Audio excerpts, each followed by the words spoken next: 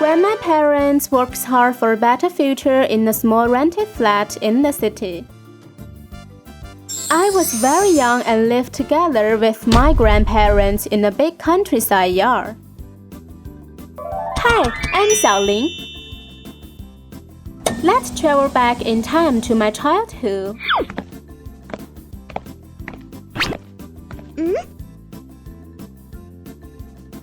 I woke up in the morning not by the alarm clock, but by the big rooster in our home.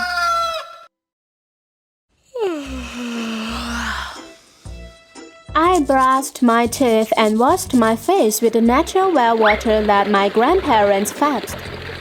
I bathed in the basin at the yard, basked in the sun, hummed my songs, and enjoyed the scenic view. What a wonderful life! I had fresh eggs from our hens for breakfast. And I got these eggs with my granny's help.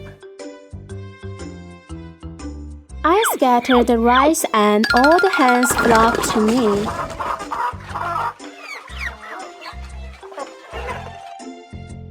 Then my granny sneaked over to the coop and took some eggs. What a fated move! But never forget to leave some eggs there so that the hens wouldn't feel distressed and could lay eggs as usual. After that, my granny and grandfather went to work in the farm. Sometimes I helped them sow the seeds and water them. Sometimes I dropped by the neighbor's house.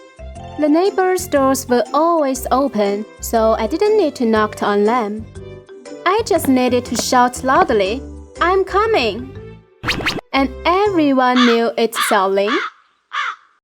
I had sunflower seeds at the east side neighbors and had peanuts at the west side neighbors.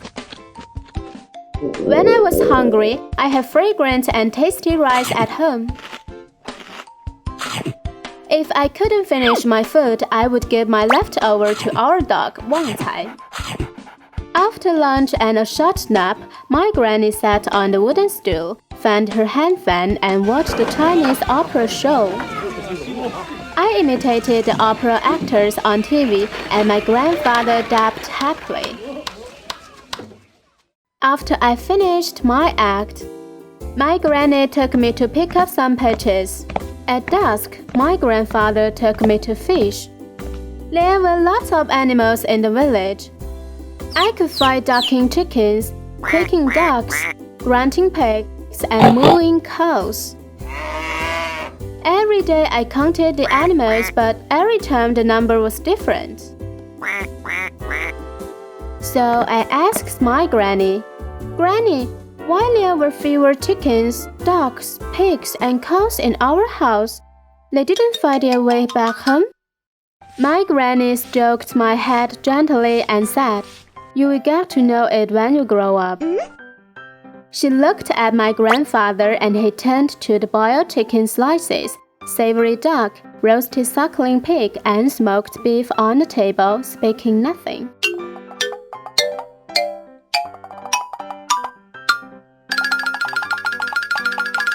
Wow, the dinner today was so delicious. There were only 152 days before the New Year. Then my mom and dad would have dinner with me and my grandparents. The sun set down and the moon came out. It's time to sleep now. Good night. Good dream.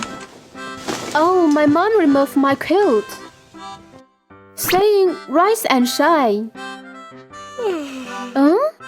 I thought I just fell asleep. We just received countryside eggs from your grandfather this morning. Hurry up and wash up for breakfast. We will give him a call later. All right.